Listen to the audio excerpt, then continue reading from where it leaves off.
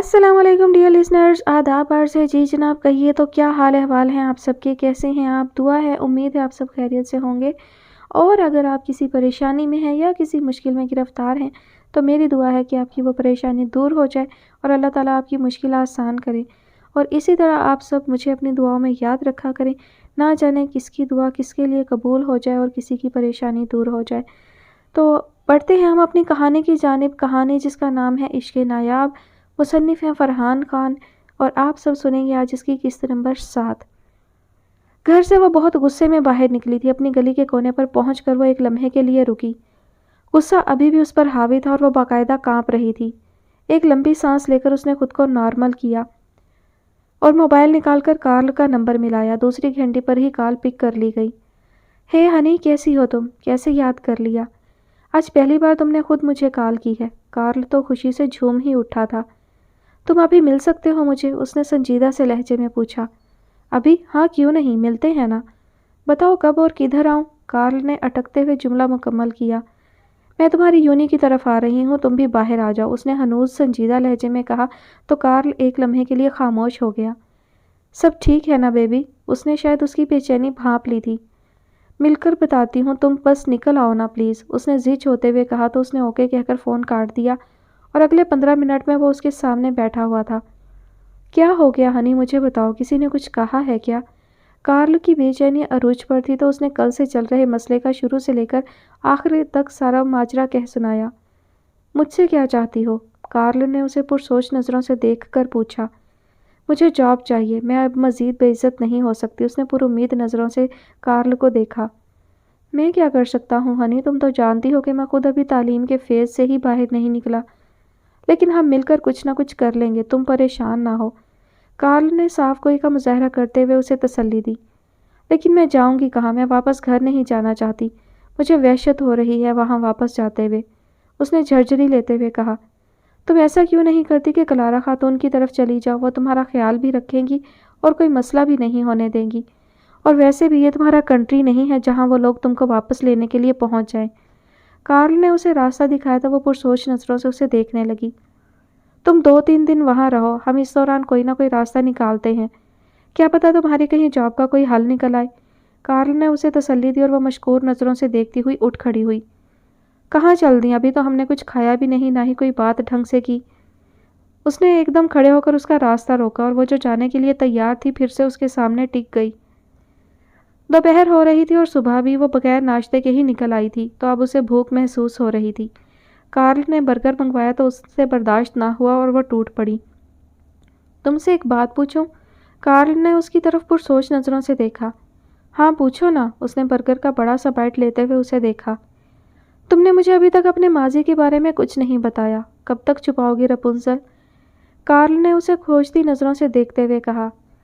तब तक जब तक तुम मुझे नहीं बता देते कि तुम्हारी आंखें किसके लिए उदास रहती हैं और कौन है वो जिसकी वजह से तुम फिर से अकेले हो गए। उसने भी दू बदू जवाब दिया तो एक लम्हे के लिए कार्ल गड़बड़ा गया। तुम्हें पता है कार्ल, हम दोनों की आंखें सच बोलती हैं। हम 1000 बातें छुपा लें लेकिन ये सच बोल ही जाती हैं। वो कार्ल को खोजती नज़रों से देखते हुए बोली। तुम मुझे बता दो तो मैं भी सब बता दूंगी, उसने उसे बोलने पर उकसाया।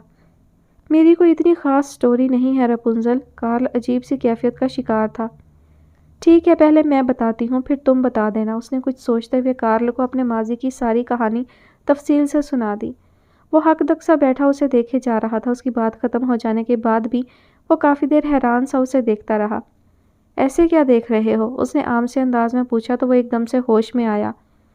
हाँ कुछ नहीं, बहुत हिम्मत है तुम में यार, वरना हर कोई इस तरह सरवाइव नहीं कर सकता। कार्ल की नज़रों में उसके लिए सताइश थी और फिर उसने भी अपनी कहानी उसको सुना दी जिसमें वो किसी सोफिया नामी लड़की को बहुत पसंद करता था, लेकिन किसी बात पर दोनों का झगड़ा हुआ और वो उससे दूर हो गई। सोफिया का जिक्र करते हुए कार्ल के चेहरे पर अजीब पछतावे और दुख रक्स कर रहे थे। कोई बात नहीं कार्ल, अल्लाह ने चाहा तो वो तुमको एक बार फिर मिल जाएगी, दिल छोटा ना करो। उसने उसके हाथ पर अपना हाथ रख कर तसल्ली दी क्योंकि वो जानती थी कि बिछड़ने का दुख कैसा होता है। जवाब में वो खामोश ही रहा। लंच से फारिग होकर वो उसे छोड़ने उसके साथ अंकल ओलिवर के घर तक आया और बाहर से ही वापस हो गया। एक ठंडी सांस भरकर उसने क्लारा खातून का दरवाज़ा बजाया। थोड़ी देर बाद वो उनके लाउंज में उनके सामने बैठी अपनी रोदात सुना रही थी। सारी बात सुनकर कलारा खातून ने एक सर्द आह भरी और उसको तसल्ली दी कि वो परेशान ना हो और इधर ही रहे। शाम में अंकल ओलिवर आ जाएं तो फिर वो देखते हैं कि क्या करना है, और साथ ही उसे लेकर किचन की तरफ चल पड़ी। वो जानती थी कि उसको खाने में क्या पसंद है, इसलिए उसकी पसंद का खाना बनाने की तैयारी में लग गई। आज फिर उदासियों ने उसे घेरा हुआ था। वो जब भी जिंदगी की तरफ वापस आने की कोशिश करती, कोई ना कोई बात ऐसी हो ही जाती कि वो फिर से उस जगह पहुंच जाती जहां से शुरू हुई थी। कलारा खातून उसकी दिलजोई में लगी रही, लेकिन अंदर का मौसम ही जब वीरान हो तो बाहर जितनी मर्जी रौनक लगी रहे कोई फर्क नहीं पड़ता। खाना जितनी देर में तैयार हुआ, अंकल ओलिवर भी आ गए और उसको घर में मौजूद पाकर चहक उठे। वो ऐसे ही थे, खुले दिल के, उसका ख्याल करने वाले, पैसा भी बेदरे खर्च करते और उसके मामले में हसास भी बहुत थे। उसकी शक्ल देखकर ही वो समझ गए थे कि कोई ना कोई गड़बड़ ज़रूर है। इसलिए खाना खामोशी से खाया गया और जब क्लारा खातून कॉफ़ी बनाने के लिए उठी तो उन्होंने उसके चेहरे को गौर से देखा। अब बता दो क्या हुआ है, तुम्हारी शक्ल मुझे तुम्हारा सारा अहवाल बता देती है। घर में कोई मसला हुआ है क्या? और वो हैरान रह गई उनके अंदाजे पर। वाकई कुछ लोगों को बताना भी नहीं पड़ता, वो महज आपकी शक्ल देखकर जान जाते हैं कि दिल में क्या चल रहा है। अंकल, मैं अब उस घर में नहीं रहना चाहती। उसने दो टोक अंदाज में अपना फैसला अंकल ओलिवर को सुनाया और फिर अटक अटक कर सारी बातें उन्हें बताती गई। वो बीच में कुछ नहीं बोले और खामोशी से उसे सुनते रहे। अब आप ही बताएं कि मैं क्या करूं, कैसे वहां वापस जाऊं? सारी बात बताने के बाद उसने अंकल ओलिवर की तरफ देखकर पूछा, तुम यहीं रहो हमारे पास, मैं देख लूँगा कि तुम्हारा बहनोई क्या उखाड़ लेता है तुम्हारा। अगर उसने कोई उल्टी सीधी हरकत की तो यहाँ की पुलिस बहुत सख्त है ऐसे मामलात में। तुम बालिग हो और तुम्हारी मर्जी के बगैर कोई भी तुमको अपने साथ नहीं ले जा सकता। उन्होंने उसे पूरी तसल्ली दी कि वो यहाँ महफूज है। इतनी देर में क्लारा खातून भी कॉफ़ी ले आईं और गुफ्तगू में शरीक हो गईं। मैं तो कहती हूँ कि आप अब भी इसका सारा ज़रूरी सामान लेकर आ जाएं। ऐसी भी क्या ज़बरदस्ती कि इतनी प्यारी बच्ची को अपनी मतलब के लिए किसी भी ऐरे गहरे के साथ शादी पर मजबूर किया जाए। क्लारा खातून उसे देखते हुए दुख और अफसोस के मिले जुले तासुर से बोली, मैं कर लूँगा सब बेगम साहिबा, आप बेफिक्र रहें। ऐसे तो इसे नहीं छोड़ सकते ना हम। ये हमारी बेटी है और इसका ख्याल रखना हम दोनों पर लाजिम है। अंकल ओलिवर उसे प्यार से देखते हुए बोले। थोड़ी देर गपशप के बाद वो दोबारा अपनी दुकान की तरफ चल पड़े और क्लारा खातून उसे लिए अपने कमरे में आ गईं और वो उसे लॉन्ग स्कर्ट दिखाने लगी जो उन्होंने उसके लिए ख़रीदा था। वाह, क्या रिश्ता था उनका उसके साथ। कुछ ना होते भी वो उसकी सब कुछ थी, और वो जो उसके सब कुछ होने का दावा करते थे हमेशा वक्त पड़ने पर उसे मतलब के तराजू में तोलते रहे। घड़ी रात का 9 बजा रही थी। सोनिया की तैयारियां अरूज पर थीं। आज वो सारे हथियारों से लैस होकर बिलग्रामी साहब का सामना करना चाहती थी। सुर्ख रंग की नेट की कमीज जिसका खुला गिरेबान देखने वाले को मशहूर कर देने की अहलियत रखता था, जालीदार बाजू जिनमें से उसकी दूधिया कलाइयाँ चमक रही थीं, और नीचे सुर्ख रंग का ही रेशमी चूड़ीदार पाजामा पहने वो कोई गुलाब का फूल ही मालूम हो रही थी। सोफे पर बैठी वो अपने पैरों के नाखूनों को नेल पॉलिश का फाइनल टच दे रही थी कि उसका मोबाइल बज उठा। उसने एक नज़र स्क्रीन पर डाली और शातिराना मुस्कुराहट के साथ कॉल रिसीव करके मोबाइल कान से लगा लिया। कहाँ रह गए हैं आप? 9 बज चुके हैं और आपका कोई अता पता नहीं। उसने लहजे में बेकरारी पैदा करते हुए बिलकरामी साहब को उकसाया। मैं बस खाना पैक करवा रहा हूँ, 15 मिनट में तुम्हारे पास होऊंगा। उन्होंने लगाव से कहा तो वह खनकती हुई हंसी हंसते हुए बोली, जल्दी आ जाए ना, बहुत भूख लग रही है मुझे। उसने मासूमियत से कहा तो बिलग्रामी साहब बोले, मैं बस पहुंच गया, और तुमने ही तो कहा था कि ऐसे इंतज़ार का अपना मज़ा होता है। उन्होंने उसकी बात उसी को वापस लौटाई। जल्दी आए, सब्र नहीं हो रहा, और साथ ही उसने कॉल काट दी। फ़ोन साइड पर रखकर वो सोचने लगी कि आज तो बिलग्रामी साहब उसे देखकर पागल ही हो जाएंगे। वो अपने सारे काम उस एक बंदे से निकलवा लेगी तो ये कोई घाटे का सौदा नहीं था। फारिग होकर वो आराम से टांग पर टांग चढ़ाकर बैठ गई और इंतज़ार करने लगी। ठीक 15 मिनट बाद उसके फ्लैट की घंटी बजी तो वो उठी और दरवाजे पर जाकर पूरा पट एकदम से खोल दिया, और ऐसा करते हुए उसकी एक लट उसके चेहरे पर आ गई। बिलग्रामी साहब बेखुद से हुए उसके चेहरे में खो गए। कैसी लग रही हूँ? उसने एक अदा से पूछा। दुनिया की सबसे प्यारी लड़की, बिलग्रामी साहब ने खोए खोए लहजे में जवाब दिया तो उसने उन्हें अंदर आने का रास्ता दिया। वो चलते हुए लाउंज के वस्त में खड़े हो गए तो वह दरवाजे को लॉक करके एक अदा से चलती हुई उनके पास आई और हाथ से खाने के शॉपर लेते हुए किचन का रुख किया। वो उसके पीछे पीछे किचन में ही चले आए। जैसे ही उसने खाने के शॉपर कैबिनेट पर रखे, बिलग्रामी साहब ने उसे अपनी गिरफ्त में ले लिया। खाना तो खाने देना, उसने खुद को उनकी गिरफ्त से छुड़ाते हुए मासूमियत दिखाई। खाना बाद में खा लेंगे ना, बिलग्रामी साहब ने जल्दी दिखाई। خالی پیٹ مجھ سے کچھ نہیں ہوتا، پیار بھی نہیں۔ اس نے ان کے جذبات میں تلاطم پیدا کیا۔ کبھی کبھی مجھے لگتا ہے کہ تم مجھے کبھی پاس نہیں آنے دو گی۔ انہوں نے دل میں موجود خدشے کو زبان دی۔ غلط فہمی ہے آپ کی، اتنا نہ سوچا کریں، میں بھی یہی ہوں اور آپ بھی، اور پوری رات پڑی ہے، بے فکر رہیں۔ اس نے کھانا نکالتے ہوئے بلگرامی صاحب کی آنکھوں میں بے باکی سے جھانکا تو وہ دل محسوس کر رہ گئے۔ جیسے تیسے کر کے انہوں نے کھانا کھایا، یہ وہی جانتے تھے، البتہ سونیا خوب سیر ہوئی۔ کھانا کھا کر وہ برتن لے کر اٹھی تو بلگرامی صاحب کی بے چینی عروج پر تھی۔ برتن رکھ کر وہ واپس آئی تو بلگرامی صاحب کو دیکھا۔ چائے یا کافی؟ اس نے نچلا ہونٹ دانتوں میں دبا کر پوچھا تو بلگرامی صاحب نے اس کا بازو پکڑ کر اسے اپنی جانب کھینچا۔ اب اور برداشت کرنا ان کے لیے ممکن نہیں تھا، وہ ارے ارے ہی کرتی رہ گئی، لیکن ان پر بھوت سوار ہو چکا تھا۔ سونیا نے ان کے جذبوں کو لگام ڈالنے کی معمولی سی کوشش کی، لیکن وہ اور زیادہ بھڑک اٹھے۔ دماغی فطور اور ہوس کے اس شیطانی کھیل میں ڈوبے وہ دونوں ٹی وی لاؤنج سے بیڈ روم تک کب پہنچے انہیں ہوش نہ رہا۔ جب اتنی برداشت ہی نہیں آپ میں تو کیا ضرورت تھی اتنا جوش دکھانے کی؟ سونیا نے تپے ہوئے انداز میں کہا۔ وہاں بھی تو اس کے ساتھ یہی سب ہوتا رہا تھا، فرق صرف اتنا تھا کہ بلگرامی صاحب اس پر نہ جانے کب سے ادھار کھائے ہوئے بیٹھے تھے۔ انہوں نے کچھ بولنے کی کوشش کی تو ان کو پھندا لگ گیا اور سانس مزید بگڑ گئی۔ وہ ایک دم پریشانی سے اٹھی۔ اگر اسے یہاں کچھ ہو گیا تو میں کہاں سنبھالتی پھروں گی اس نمونے کو؟ اس نے غصے سے سوچا اور پاس پڑے جگ سے پانی کا گلاس بھر کر ان کے ہاتھ میں تھمایا۔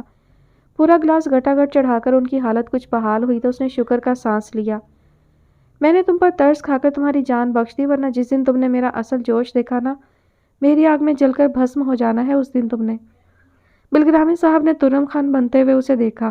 وہ فخریہ انداز میں کہا تو وہ منہ پھاڑ کر ہنس دی، اور ہنسی آنی ہی تھی اسے، بات جو ہنسنے والی تھی، لیکن بلگرامی صاحب کو اپنی جانب گھورتا پا کر وہ ایک دم سیدھی ہوئی۔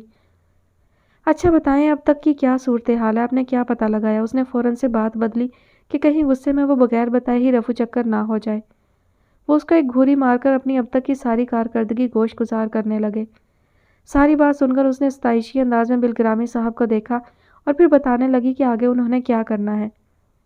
تم میرا خیال کرنا، میں تمہارا کروں گا۔ مجھے امید ہے کہ آج کے بعد ہم ایسے ہی مل کر کھانا کھائیں گے۔ بلگرامی صاحب نے معنی خیز انداز میں اسے دیکھا تو وہ سرد آہ بھر کر رہ گئی۔ اب آپ جائیں، رات بہت ہو چکی ہے، اور بے فکر رہیں، مجھے خوش کریں تو آپ بھی خوش رہیں گے۔ اس نے بھی ان کی بات ان کو ہی لوٹائی اور واش روم کی جانب چل پڑی۔ شہیر اپنے آفس میں بیٹھا تھا کہ دروازے پر دستک ہوئی اور اس کے جواب دینے پر اس کا پی این اندر داخل ہوا۔ اس نے مصروف سے انداز میں سر اٹھا کر اسے دیکھا۔ بولو چاچا، کیا ہوا؟ سر جی، وہ میری بیٹی کی شادی ہے۔ کریم چاچا اتنا بول کر خاموش ہوئے تو اس نے ایک ابرو چکا کر انہیں دیکھا۔ کیا پیسے چاہیے آپ کو؟ اکاؤنٹنٹ کو بتا دیں کتنے چاہیے، میرا بتانا ان کو، وہ آپ کو دے دیں گے۔ اس نے بات مکمل کر کے پھر سے اپنی توجہ لیپ ٹاپ کی طرف کر لی۔ نہیں سر، پیسے نہیں چاہیے، وہ میں آپ کو کارڈ دینے آیا تھا، اگر آپ آ جائیں تو مجھے خوشی ہوتی۔ کریم چاچا نے اٹکتے ہوئے ڈرتے ڈرتے اپنی بات مکمل کی۔ چاچا آپ کو پتہ تو ہے یہاں کام کا کتنا لوڈ ہے، میں پوری کوشش کروں گا لیکن وعدہ نہیں کر سکتا۔ اس کے لہجے سے ہی بیزاری واضح تھی تو چاچا نے آگے بڑھ کر کارڈ میز پر اس کے سامنے رکھا اور مؤدبانہ انداز میں واپس چلا گیا۔ اس نے کارڈ پر نظر ڈالنا تک بھی گوارا نہ کیا اور اپنے کام میں مگن رہا۔ تھوڑی دیر گزری تھی کہ دروازہ پھر ہلکا سا بجا اور نایاب اندر داخل ہوئی۔ اس نے نظر اٹھا کر دیکھا اور ایک مسکراہٹ چہرے کو چھو گئی۔ آؤ آؤ جناب، میں نے ابھی تک چائے نہیں پی ہے، بس آپ کا ہی انتظار تھا۔ اس نے خوشی اخلاقی سے کہا اور انٹرکام اٹھا کر چائے کا کہنے لگا۔ وہ اس کے سامنے آئی اور کرسی سنبھال لی، ٹانگ پر ٹانگ چڑھا کر بیٹھے اور ادھر ادھر نظر دوڑائی۔ یہ کس کی شادی کا کارڈ ہے؟ اس کی نظر کارڈ پر پڑی تو اس نے کارڈ اٹھا کر دیکھا۔ ہے ہمارا پیون کریم چاچا، اس کی بیٹی کی شادی کا ہے، اس نے عام سے لہجے میں جواب دیا۔ جاؤ گے؟ نایاب نے اس کی طرف دیکھتے ہوئے پوچھا۔ اتنا ٹائم نہیں ہے ڈیئر، اور بھی بہت سے کام ہیں زمانے میں، شادی کا کھانا کھانے کے سوا۔ اس نے انداز مزاحیہ بنایا تو نایاب نے سنجیدگی سے اسے دیکھا۔ ایک بات پوچھوں شہیر؟ وہ گہری نظروں سے اسے دیکھتے ہوئے بولی۔ ہاں پوچھو، اس کی نظروں کو بھانپتے ہوئے وہ تعجب سے بول اٹھا۔ اگر اس کی جگہ تمہاری کسی بزنس کمیونٹی سے کارڈ آیا ہوتا تو کیا تب بھی تم نہ جاتے؟ نایاب نے لہجے کو سنجیدہ ہی رکھا۔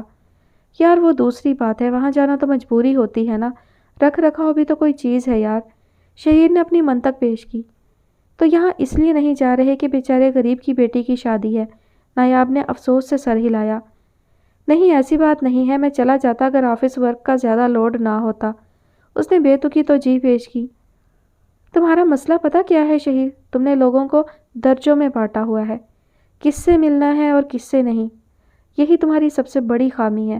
لوگ تمہارے سامنے تو مجبوراً تمہاری عزت کرتے ہیں، لیکن تمہارے پیچھے تمہیں کھڑوس اور نہ جانے کیا کیا بولتے ہیں۔ نایاب نے کھلے الفاظ میں اس کی عزت افزائی کی۔ کیا مطلب ہے تمہارا؟ کون مجھے ایسے بولتا ہے؟ تم جھوٹ کہہ رہی ہو۔ کس میں آ گئی اتنی ہمت جو شہیر احمد قریشی کو اس طرح کے الفاظ سے یاد کرے؟ چھوڑو شہیر، کس کس کو پوچھو گے؟ تقریباً سبھی ایسا بولتے ہیں اور وجہ تم خود ہو۔ اپنا غرور دیکھا ہے تم نے؟ لوگوں سے ایسے بات کرتے ہو جیسے تم نے ان کو خریدا ہوا ہے یا وہ تمہارے غلام ہیں۔ نایاب آج اسے اس کی حقیقت بتانے کے در پہ تھی۔ وہ خاموش ہو کر اسے دیکھے گیا۔ تم نے کہا نا کہ کس کی ہمت ہے جو شہیر احمد قریشی کو ایسا بولے؟ تم ذرا اپنے نام کے آگے سے 1 منٹ کے لیے یہ احمد اور قریشی کو نکال دو، پھر دیکھو کہ لوگ تمہیں کیسے دیکھتے ہیں، تم خود سمجھ جاؤ گے۔ نایاب نے اسے چپ دیکھ کر ایک اور لگائی۔ کیا مطلب ہے یار؟ میں اتنا بھی برا نہیں ہوں۔ تم تو جانتی ہو نا مجھے۔ اس سے کوئی بات نہیں بن پا رہی تھی۔ میرے لیے تم بہت اچھے ہو شہیر، لیکن مزہ تو تب ہے نا جب تم سب کے ساتھ ایسے ہو جیسے میری پرواہ کرتے ہو۔ نایاب نے اب کی بار اسے پیار سے دیکھا۔ کرنا چاہیے؟ کیا کرنا چاہیے پھر مجھے؟ اس نے ہار مانتے ہوئے کہا، کیونکہ اس کی بات اس کی سمجھ میں کچھ آ رہی تھی۔ تم شادی میں شرکت کرو اور بڑھ چڑھ کر کرو، اس کا تم پر مان بڑھے گا۔ 4 لوگوں میں وہ یہ بات کہہ سکے گا کہ میرا باس ہے جو میری خوشی میں شریک ہوا ہے۔ اس کی عزت بڑھ جائے گی تھوڑی، تو تمہارا کیا چلا جائے گا؟ نایاب اسے متانت سے سمجھاتے ہوئے بولی۔ تم ایک بار کسی کی غمی خوشی میں شریک ہو کر تو دیکھو، تم کو ایسا سکون ملے گا جو تم لاکھوں روپے لگا کر بھی نہیں پا سکتے۔ شہیر کے جھکے سر کو دیکھ کر اس نے گرم لوہے پر ایک اور چوٹ لگائی۔ اچھا، اگر ایسا ہے تو میں اس شادی میں لازمی شرکت کروں گا، لیکن میری ایک شرط ہے۔ اس نے نایاب کو دیکھتے ہوئے اپنی ایک ابرو اچکائی۔ کیسی شرط؟ نایاب نے ناسمجھی سے اسے دیکھا۔ شرط یہ ہے کہ تم بھی اس شادی میں شرکت کرو گی، اس نے مسکراتے ہوئے کہا تو وہ بھی ہنس پڑی۔ اوکے، اگر مجھے کارڈ ملا تو میں لازمی جاؤں گی، ایسے مواقع میں مس نہیں کرتی۔ نایاب نے مسکراتے ہوئے جواب دیا تو وہ بھی کھل اٹھا۔ اتنی دیر میں چائے آ گئی اور وہ دونوں ہلکی پھلکی گپ شپ کرتے چائے پینے لگے۔ پاکستان میں سارا کام اس نے تیزی سے مکمل کیا تھا۔ مشینری ساری وہیں سے خریدنی تھی، البتہ 1-2 بندے اس نے ساتھ لے کر جانے تھے جن کا ابھی تک کوئی فیصلہ نہیں ہو پا رہا تھا۔ کاش وہ ہوتی تو سارا مسئلہ چٹکیوں میں حل کر دیتی۔ ہاں، ایسی ہی تھی وہ۔ ہر بات کا جواب اس کے پاس موجود ہوتا تھا۔ مجھے مشورے بھی دیتی اور میری خوشی میں بھی شامل ہوتی۔ کہاں ہو تم یار؟ ایسے غائب ہوئی ہو جیسے گدھے کے سر سے سینگ۔ نہ کوئی پتہ نہ ٹھکانہ، ایک موقع تو دیتی یار، میں سب ٹھیک کر دیتا۔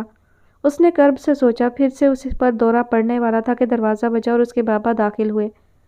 کیوں بھائی برخوردار، کن سوچوں میں گم بیٹھے ہوئے ہو؟ کچھ نہیں بابا، میں تو بس اسی پریشانی میں تھا کہ یہاں سے کس کو ساتھ لے کر جاؤں، سمجھ نہیں آ رہی، اور نہ کوئی ایسا بندہ نظر میں ہے جس پر میں اعتماد کر سکوں۔ نیا کام ہے وہاں، تو میں چاہتا ہوں کہ بندہ بھی ایسا ہو جس پر میں بھروسہ کر سکوں۔ اس نے کھڑے ہوتے ہوئے اپنی پریشانی کا مکمل اظہار کر ڈالا۔ ویسے ایک بات کہوں، تم زیادہ جلدی نہیں کر رہے یا جان چھڑا کر بھاگ جانا چاہتے ہو یہاں سے؟ اس کے بابا نے اس کی دکھتی رگ ہاتھ میں لی تو واقعی میں گڑبڑا گیا، جیسے اس کی چوری پکڑ لی گئی ہو۔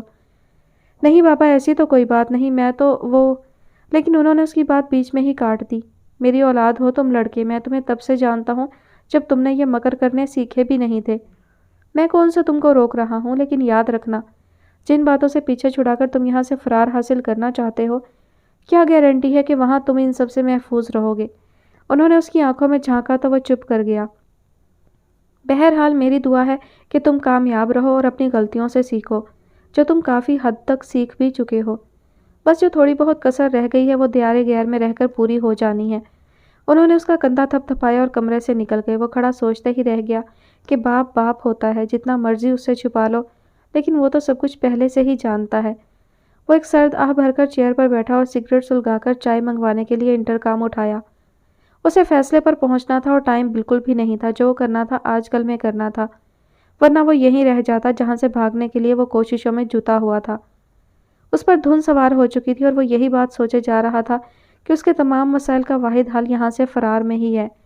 لیکن اپنے بابا کی نصیحت کچھ اس طرح سے اس کے ذہن میں پھنسی کہ ڈھیروں خدشات نے سر ابھارنا شروع کر دیا۔ واقعی اگر وہاں بھی یہ سب ہوتا رہا میرے ساتھ، پھر میں کیا کروں گا؟ اس سے زیادہ وہ سوچ نہیں پایا تو سب کچھ تقدیر پر چھوڑ کر سر جھٹکا اور دوبارہ سے لیپ ٹاپ میں کھو گیا۔ شہیر نہ صرف خود شادی میں شریک ہوا تھا بلکہ سارے آفس سٹاف کو بھی ہدایت کی تھی کہ شادی میں شرکت کو یقینی بنایا جائے۔ آج کریم چاچا کی بیٹی کی مہندی تھی۔ ان کا گھر راول پنڈی کے اندرونی علاقے میں واقع تھا اور وہاں تک گاڑی کا جانا ممکن نہیں تھا، لیکن محلے کی اپنی پارکنگ باہر مین روڈ کے ساتھ تھی۔ شہیر نے اپنی گاڑی وہاں کھڑی کی اور اتر کر اندر گلی میں پیدل ہی چل پڑا۔ ایڈریس اس نے آفس کے سٹاف سے لے لیا تھا۔ نایاب کو تو اس نے شادی میں شرکت کا ہی کہا تھا، لیکن نہ جانے اس کے دل میں کیا سمایا کہ وہ مہندی کے لیے بھی سارے کام چھوڑ کر پہنچ گیا۔ ایسا ہی اثر ڈالتی تھی نایاب کی باتیں اس پر کہ وہ پھر حد سے ہی گزر جاتا تھا۔ آج بھی جب وہ گلی میں داخل ہوا تو اس کے اندر ایک عجیب سی خوشی تھی کہ جب کریم چاچا اس کو دیکھیں گے تو کتنا خوش ہوں گے۔ گلی سے گزرتے ہوئے اس نے وہ مناظر دیکھے جو اگر وہ یہاں نہ آتا تو شاید کبھی نہ دیکھ پاتا۔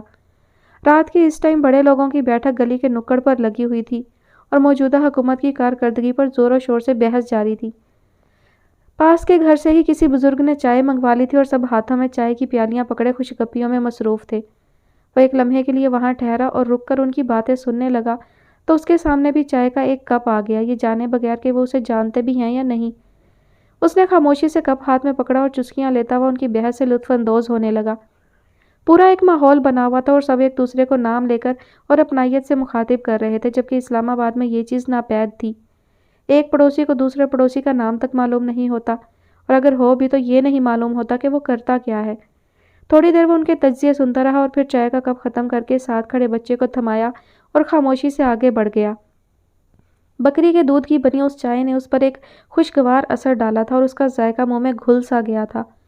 وہ چلتا ہوا گلی سے مڑا تو سامنے ہی بنے احاطے میں اسے شامیانے لگے نظر آئے اور ساتھ ہی کریم چاچا کھڑے کسی بندے سے بحث کر رہے تھے۔ وہ تھوڑا قریب پہنچا تو ان کی گفتگو واضح ہو گئی۔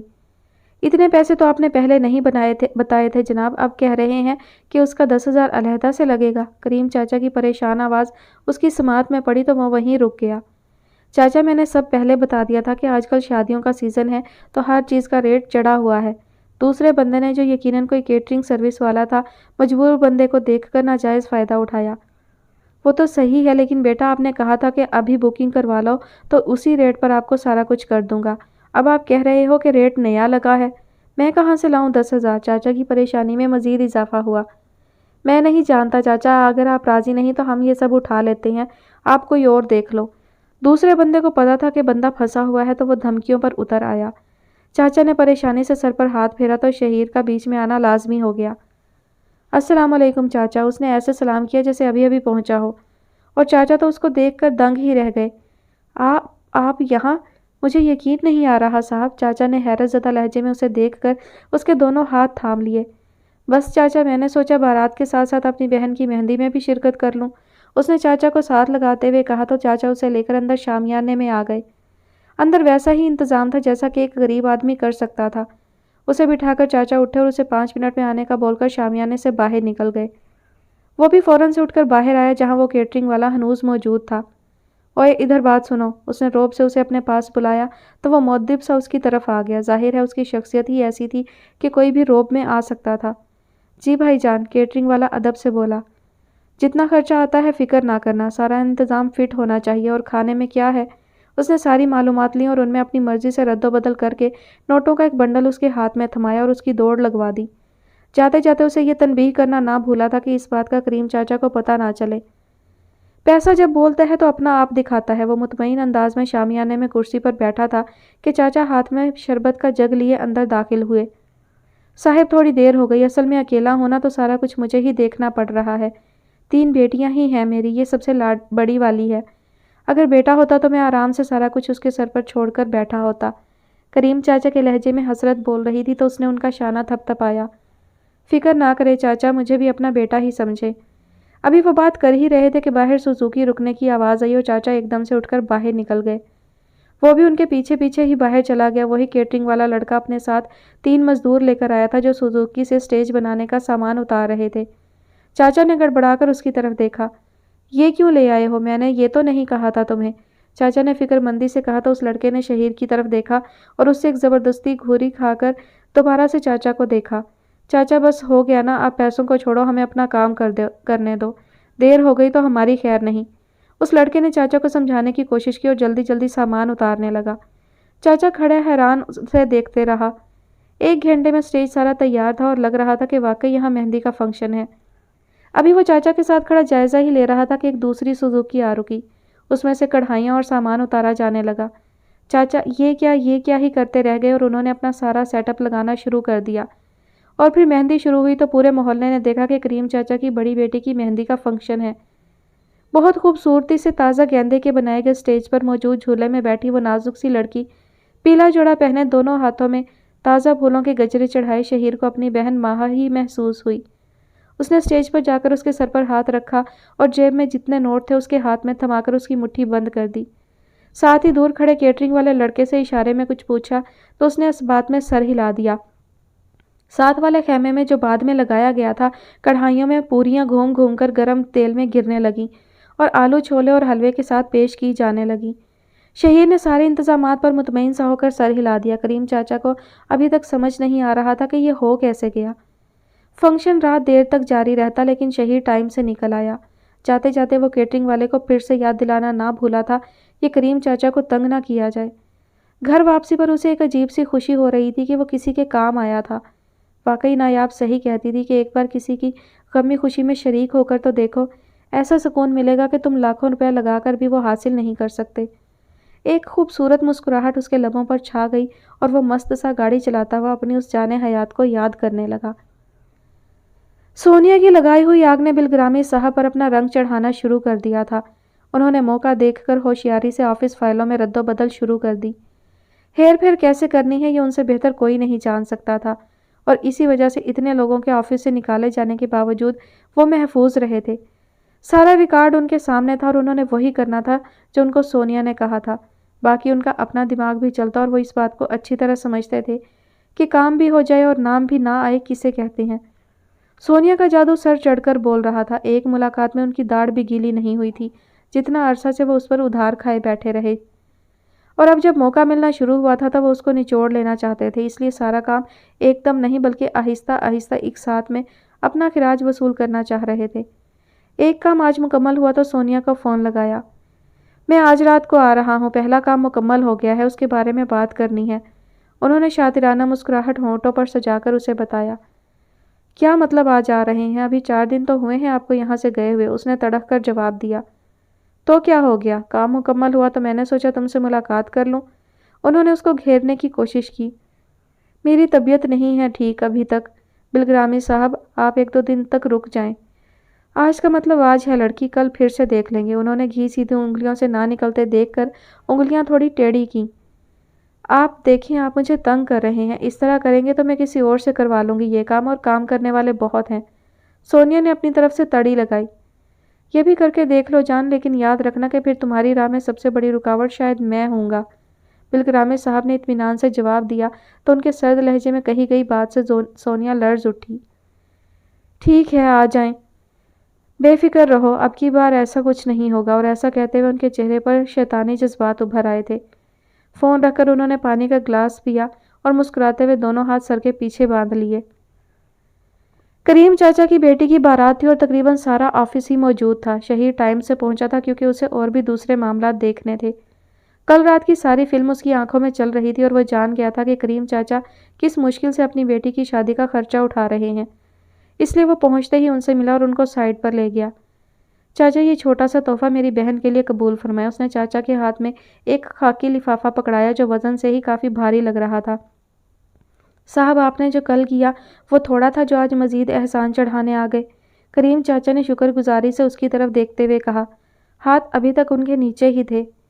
کیوں چاچا میں نے کل کیا کر دیا ایسا؟ اس نے مسکراتے ہوئے حیرت کا اظہار کیا۔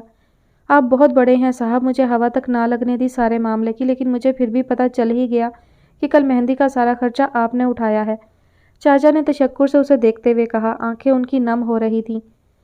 کوئی بات نہیں چاچا، میری بہنوں کی طرح ہے وہ، اگر کچھ کیا بھی ہے تو اپنی بہن کے لیے ہی کیا ہے نا، اس نے ان کو شرمندگی سے باہر نکالا۔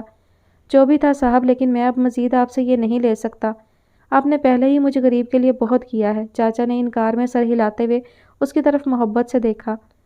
چاچا یہ بول کر میرا دل تو نہ توڑیے، ابھی یہ رکھیں، بعد کی بات میں دیکھ لی جائے گی، اس نے ان کو سمجھایا اور ہاتھ پکڑ کر لفافہ اس میں تھما دیا۔ ابھی وہ کچھ اور بولتے لیکن وہ کسی بات کا موقع دیے بغیر وہاں سے کھسک گیا اور مردانہ حصے میں آ کر مہمانوں کے ساتھ بیٹھ گیا۔ وہ سوچ رہا تھا کہ پتہ نہیں کس مشکل سے انہوں نے سارے اخراجات اٹھائے ہوں گے۔ अगर ये 1 लाख उनके काम आ जाते हैं तो उसका क्या जाता है। इतने पैसे तो उस जैसे लोग एक रात के खाने पर उड़ा देते हैं। वो मुतमईन सा आसपास नज़र दौड़ाने लगा, तभी शोर मचा के बारात आ गई। वो उठ खड़ा हुआ और सर ऊपर करके देखने लगा कि दुल्हा कैसा दिखता है। वो ऐसा बिल्कुल भी नहीं था, लेकिन पिछले कुछ दिनों से वो ऐसे ही मामलात में फंसा हुआ था। कभी मेहंदी अटेंड करना, कभी बुजुर्गों की बहस सुनना, कभी सारा अरेंजमेंट कराना मेहंदी का, तो कभी खाने की क्वालिटी चेक करना, और ऐसा करते हुए उसे यकीनन मज़ा आ रहा था। दुल्हा आया और बड़े करोफर से स्टेज पर रखे हुए सोफे पर बैठ गया। लड़का ठीक था और शेरवानी में बहुत अच्छा लग रहा था। शहीर की न जाने क्यों ख्वाहिश जागी कि वो भी इसी तरह स्टेज पर बैठा हो। अपनी शादी के मौके पर लोग उसे मुबारकबाद दें और उसके साथ बैठकर तस्वीरें बनवा रहे हों। वो एकदम खोस आ गया और ख्यालों में अपनी बारात में पहुंच गया। तभी उसका कंधा किसी ने हिलाया। उसने मुड़कर देखा तो एक बच्चा उसके कंधे पर हाथ रखे उसे अपनी जानिब मुखातिब कर रहा था। जी बेटा, क्या हुआ? उसने चौंक कर बच्चे से पूछा। भाई, वो लड़की आपको वहाँ बुला रही है, उसने एक कोने की जानिब इशारा करते हुए कहा, जहाँ लोगों का रश निस्बतन कम था। वो नासमझी से उठा और चलता हुआ उस जगह पहुंचा जहाँ बच्चे ने इशारा किया था। कहीं मेरे साथ किसी ने मजाक तो नहीं किया? यहाँ कौन निकल आई मेरी जानने वाली? उसने ताज्जुब से सोचा और नजरें घुमाने लगा। अच्छे लग रहे हो। आवाज़ के रुख पर मुड़कर देखा तो उसकी सारी दुनिया जैसे थम कर रह गई। टी पिंक कामदार शर्ट के नीचे मैरून शरारा पहने, बड़े से दुपट्टे को कमर के गिर्द घुमाकर दोनों हाथों में लपेटे, उंगलियों से अपने शरारे को थोड़ा ऊपर उठाए, पैरों में नाजुक सी गोल्डन सैंडल पहने वो यकीनन किसी कोहकाफ की परी मालूम हो रही थी। फुल मेकअप में तैयार, बालों का ऊंचा सा जूड़ा बनाए जिसमें से 2 लटें बल खाती हुई उसके चेहरे पर झूल रही थी। वो नायाब ही थी। अपनी तमाम तर हशर सामानियों के साथ वो उसके बिल्कुल सामने मौजूद थी। शहीर ने आज तक उसे तैयार नहीं देखा था। वो हमेशा सादा ही नजर आती थी और मेकअप के नाम पर बस एक लिपस्टिक जो आम से शेड की होती थी वही इस्तेमाल करती थी। लेकिन आज तो वो बिल्कुल दुल्हन लग रही थी। शहीर के दिल ने एक बीट मिस की। अपनी जानिब इस तरह देखते पाकर वो थोड़ा सा झींप गई। क्या देख रहे हो? आसपास लोगों का ही ख्याल कर लो। नायाब ने शरारत भरे अंदाज में उसे तनबीह की तो उसे होश आया। वो मेरी क्या औकात जनाब अच्छा लगने की? अच्छी तो आप लग रही हैं, और वो भी सबसे ज़्यादा अच्छी। उसने अटकते अटकते अपनी बात मुकम्मल की तो वह नज़रें झुका गई। कभी तो किसी मौका पर मेरी तारीफ करने से बाज आ जाया करो शहीर तुम। वो नज़रें झुकाते हुए बोली। तुम कभी कोई मौका मिस नहीं करते। आज तो लगता है मेरी खैर नहीं, अभी पुराने जलवों को भूल नहीं पाया था कि एक और। शहीर ने बात अधूरी छोड़ी तो नायाब की खनकती हुई हंसी उसके आसपास घंटियां बजाना शुरू हो गईं। उफ, एक तो मैं इन घंटियों से बहुत तंग हूँ। जब भी बजती हैं तो मैं किसी काम का नहीं रहता। उसने मसनूई अंदाज में वावेला किया तो नायाब की हंसी मजीद गहरी हो गई। तुमने मुझे इतना बदल दिया है कि मुझे खुद पर शहीर कम और नायाब होने का ज़्यादा गुमान होता है। उसने नायाब की आंखों में झांका तो वह नासमझी से उसे देखे गई। बातें बनाना तो तुम पर ख़त्म है मिस्टर शहीर अहमद कुरैशी। नायाब ने उसे देखते हुए पॉइंट मारा तो वह सर पर हाथ रखकर हंस पड़ा। इसी असना में नायाब का बुलावा आ गया और वह एक्सक्यूज़ करती हुई वहाँ से चल दी, और उसे लगा जैसे उसकी सारी दुनिया एकदम से वीरान हो गई हो। उसने बहुत मर्तबा अपनी मोहब्बत का खुलकर ना सही लेकिन इशारों कनाइयों में ज़रूर इजहार किया था, लेकिन नायाब ने कभी उसकी बातों का मस्बत जवाब नहीं दिया था। जवाब तो दूर की बात, शहीर को तो ये भी मालूम नहीं था कि वो उससे मोहब्बत भी करती है या नहीं, और ये बात उसे अक्सर बेचैन किए देती थी। ट्रेल पर हाइकिंग करते हुए उसका उसे चूम लेना, कमरे में 2 बार दाखिल होना, ये सब काफ़ी था ये जानने के लिए कि वो उससे मोहब्बत करती है, लेकिन कान इजहार सुनने को मचल रहे थे। एक शदीद ख्वाहिश उसके अंदर पैदा हुई कि नायाब उसे इजहार मोहब्बत करे। ना भी कर सके तो कम अज़ कम उसके इजहार का मस्बत जवाब तो देना। आज जिस रूप में उसने नायाब को देख लिया था, बहुत मुश्किल हो रहा था उससे बर्दाश्त करना। इन्हीं सोचों में गुम वो अभी और ख्वाब बुनता कि करीम चाचा उसके पास चले आए। साहब, वो मैंने सारे स्टाफ के लिए अलहदा खाने का इंतज़ाम किया है, आप भी मेरे साथ उधर तशरीफ़ ले चलें ताकि खाना शुरू करवा सकें। करीम चाचा बोले तो वो उनके साथ हो लिया। एक अलहदा शामियाने में सारे ऑफिस स्टाफ के लिए टेबल और कुर्सियां लगी हुई थी और सारे मौजूद थे। वो भी जाकर उनके साथ बैठ गया तो खाना पेश किया जाने लगा। बार बार उसकी नज़रें भटक कर नायाब की जानिब उठ जाती, लेकिन वह खामोश थी, खाने में मगन थी। वो भी अल्लाह का नाम लेकर खाना प्लेट में डालने लगा। सब अपने अपने खाने में मगन थे, लेकिन 2 आंखें उस पर और नायाब पर जमी हुई थीं, और वह आंखें थी बिलग्रामी साहब की, जो आजकल कोई मौका हाथ से जाने ना दे रहे थे और अपनी जान चोखों में डालकर उन दोनों और उस कंपनी के पीछे पड़े हुए थे। उनकी जगह कोई और होता तो शहीर से टकराने का सोचता भी नहीं, लेकिन बिलग्रामी साहब के सर पर तो सोनिया का भूत सवार था। वो उनको उस आग में कूदने पर मजबूर कर रहा था। दोनों की एक एक हरकत को नोट कर रहा था। उन्होंने बहुत सी अपने मतलब की बातें निकाल ली और फिर बेफिक्र होकर खाना खाने लगे। शाम को अंकल ऑलिवर उसके घर उसे साथ लेकर गए और घर की बेल दी। थोड़ी देर बाद दरवाज़ा खुला और समीर भाई बाहर निकले। तुम इधर क्या लेने आई हो अब? नायाब, मेरे सब्र का मज़ीद इम्तिहान मत लो और शराफत से अंदर चलो। उन्होंने शायद देखा नहीं कि उसके साथ अंकल ऑलिवर भी मौजूद हैं और जिन्होंने उसका एक बाजू भी पकड़ रखा है। ये क्या कह रहा है? अंकल को समझ ना आ सकी क्योंकि समीर भाई ने उर्दू में बात की थी, तो उसने उनको हर्फ ब हर्फ तर्जुमा करके बता दिया कि उसके समीर भाई क्या इरशाद फरमा रहे थे। और उसकी बात सुनकर तो अंकल ऑलिवर का दिमाग घूम गया। क्या समझते हो तुम इस बच्ची को जो ये सब कर रहे हो इसके साथ? यह लावारिस नहीं है और तुमको कोई हक नहीं पहुंचता इसकी ज़िंदगी के फैसले करने का। अंकल ऑलिवर गुस्से से भुनकते हुए बोले, देखें, ये हमारे घर का मसला है, आप प्लीज़ बीच में मुदाखलत ना करें। समीर भाई ने उन्हें वार्न करने की कोशिश की तो उन्होंने बीच में ही उनकी बात काट दी। देखो लड़के, ज़्यादा ओवर स्मार्ट बनने की कोशिश ना करो। एक कंप्लेन कर दी ना मैंने तुम्हारी, तो तुम्हें अपना आप बचाना मुश्किल हो जाएगा। ये पाकिस्तान नहीं है जहाँ तुम जो चाहोगे वैसा ही होगा। ये मेरी बेटी है और इससे दूर रहो और इसे मेरी तरफ से आखिरी वार्निंग समझो, वरना इसके बाद पुलिस को बताते रहना कि एक मजबूर बालिग लड़की को घर में उसकी मर्जी के बगैर क्यों रखा हुआ था। अंकल ने गुस्से में कहते हुए अपनी बात मुकम्मल की और साथ ही उसको इशारा किया कि अंदर जाकर अपना सामान ले आए। समीर भाई को फ़ौरन चुप लग गई थी। जो भी था वो यहाँ तैयारे गैर में अपने लिए कोई मसला खड़ा नहीं करना चाहता था, इसलिए लाचारी से खड़े हाथ मलते रह गए। वो अंदर आई और आपी से बगैर कोई बात किए अपने कमरे की जानिब चल पड़ी। वो भी उसके पीछे पीछे आ गई। ये क्या कर रही हो तुम? अपनों के साथ कोई ऐसा करता है कि तुम बाहर का एक बंदा लेकर अपने बहनोई को धमकियाँ लगवा रही हो? देखो, बैठकर बात कर लेते हैं ना कोई हल निकल आएगा। तुम ऐसा मत करो, क्यों तमाशा बना रही हो?